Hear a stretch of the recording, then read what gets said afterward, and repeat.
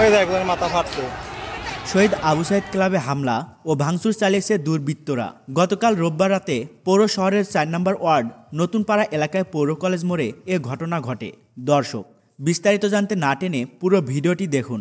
গতকাল রাতে একদল দুর্বৃত্ত শহীদ আবু সাইদ ক্লাবে ঢুকে ব্যানার ছিঁড়ে ফেলে ও চেয়ার ভাঙচুর করে। এ সময় ক্লাবে কেউ ছিলেন না। ক্লাবটির সাধারণ সম্পাদক মিজানুর রহমান বলেন, আজ সকালে ক্লাবে এসে নেতাকর্মীরা হামলা ও ভাঙচুরের চিত্র দেখতে পান।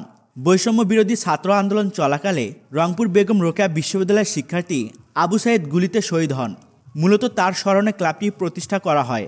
গত 18 অক্টোবর আবু সাইদ ক্লাবে আনুষ্ঠানিক উদ্বোধন করেন জেলার বিএনপি সভাপতি মাসুদ অরুণ।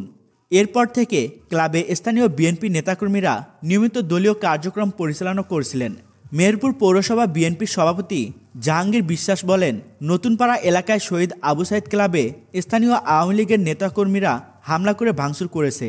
শহীদ আবু সাইদের আত্মত্যাগ তারা মুছে দিতে চান। এ ঘটনায় স্থানীয় বিএনপি নেতারা চরম উত্তেজিত হয়ে পড়েছে।